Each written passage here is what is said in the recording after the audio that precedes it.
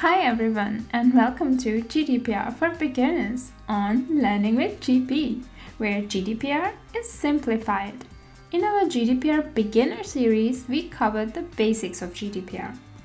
During this series, I quickly mentioned certain complex concepts and I promised you that I will discuss these concepts in detail later, as they absolutely require a proper sit-down. So these upcoming videos will be a deep dive into those and other concepts of GDPR.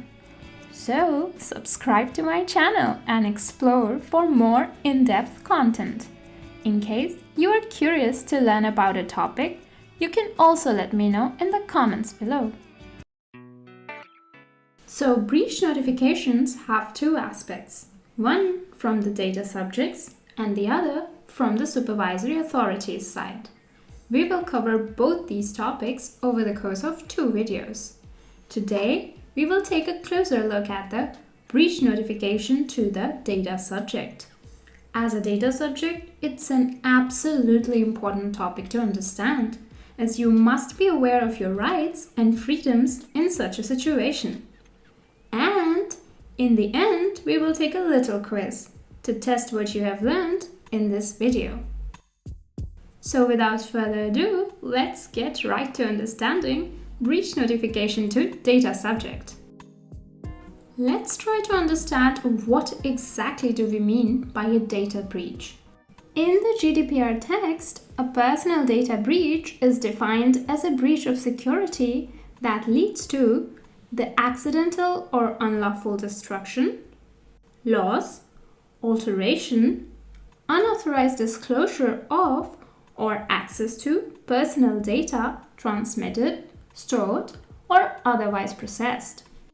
In the case of a personal data breach, the controller shall, without undue delay, and where feasible, not later than 72 hours after having become aware of it, notify the personal data breach to the supervisory authority.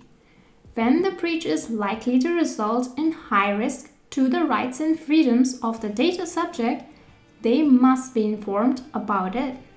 They should use clear and plain language to describe the data breach, and the breach elements should at least contain: first, the name and contact details of the data protection officer or other contact point where information can be obtained. Second, a description of the likely consequence of the personal data breach, for example, personal information leakage, loss of business, impact of breach on the business depending on the type of attack or breach that has occurred. Third, description of the measures taken or proposed to be taken by the controller to address the personal data breach, including, wherever appropriate, measures to mitigate its possible adverse effects. For example, stronger security controls, strengthening network security, implementing encryption depending on the type of the data breach, security control in case of web attacks, etc., etc. There are a few exceptions to reporting the data breach to the data subject. These include when the controller has implemented protection measures at technical and organizational level, and these measures make the breach-affected personal data non-comprehensible to the non-authorized person. An example of this would be encryption. Second includes the cases where the breach will not result in the high risk to the rights and freedoms of the data subjects. And finally, if the level of effort needed will be disproportionate to the breach. In this circumstance, data subjects will be informed about the breach in an effective manner via public communication. In case the controller fails to communicate the breach to the data subject, it's the supervisory authority's responsibility to assess the risks associated with the data breach and communicate it to the data subject. Now let's talk about the methods you can communicate the data breach to the data subject. And these include notification via simple email, just like the ones you see often from Google and Microsoft in your inbox telling you about the changes that have occurred and the steps that as a data subject you can take. A data breach notification isn't necessarily meant to create a panic situation for the data subject, but just to inform them about the data breach and how the steps are being taken in order to combat it, and the people you can reach out to in order to get more information about it.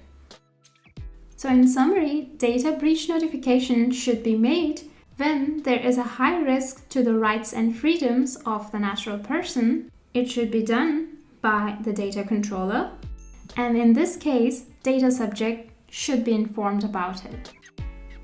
Now with this, we are finished with our video on understanding how to perform a breach notification to the data subject. And this brings us to quiz time. So let's put to test the knowledge we have gained from this video. In this section, you will be shown a couple of simple questions based on the topics that we have covered so far. The questions will have 4 alternatives and 1 correct alternative. Feel free to take your time or go back to the lesson and find the correct answer. You can write the answer in the comment section below. I will make sure to get to your answers.